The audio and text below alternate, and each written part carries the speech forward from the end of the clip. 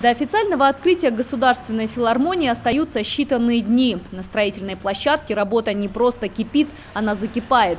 Объект нужно успеть сдать в срок, поэтому времени не бывает даже на обед.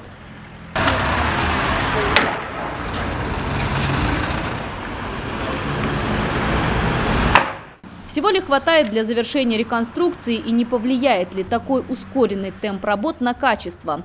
Эти вопросы особенно интересовали главу Северной Осетии. Вячеслав Битаров побывал на объекте и лично убедился, что филармония готова к началу нового творческого пути. Когда впервые мы сюда пришли с Тамерланом Кимовичем Агузаровым, я помню, какая здесь была разруха и в каком состоянии был и внешний вид здания. Ну, о внутреннем состоянии я и говорить не хочу.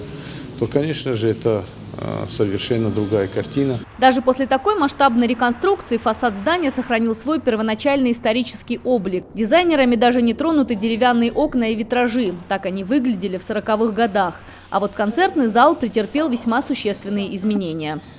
Обновленный концертный зал рассчитан на 370 мест. Уже совсем скоро, в день официального открытия, на сцене состоится концерт оркестра Мариинского театра под управлением Валерия Гергиева. Благодаря маэстро здесь установлена лучшая акустика на юге России. Ее реконструкцией по рекомендации Гергиева занимался японский инженер. Первая репетиция проверки акустики состоится уже через несколько дней. Официальное открытие филармонии назначено на 3 декабря. В республику прибудут именитые российские артисты и представители федеральной власти. Для жителей республики подготовлен большой культурный праздник. Несмотря на то, что филармония еще не работает, музыкальная программа расписана почти на весь предстоящий сезон. У нас есть уже план концертов, практически ежедневных, потому что помимо коллектива филармонии здесь будут выступать 3 коллектива, которые мечтали эти 10 лет о нем. Это камерный хор Агунды Кокойти, оркестр Булата Газданова, оркестр имени Кима Суанова. Это тоже для них площадка. Реставрация, которая началась по инициативе экс-главы Северной Осетии Тамерлана Агузарова, подходит к своему логическому завершению.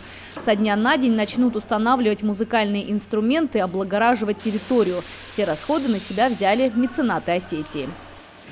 В летнее время на территории филармонии планируют разбить целую парковую зону. Например, вот здесь будет располагаться фонтан, а за моей спиной установят лавочки. В летнее время окна филармонии открыты, и все желающие могут прийти и послушать вживую, как проходят репетиции того или иного оркестра. Северо-Осетинская государственная филармония – это кузница великих творческих людей. На этой сцене выступали Валерий Гергиев, Туган Сохиев, Вероника Дударова, Ростислав Рихтер, Мстислав Ростропович и многие другие. И вот сейчас наступает новая эпоха, когда есть все условия для рождения новых талантов. Елена Черенкова, Савелий Зангиев, Осетия Ньюс.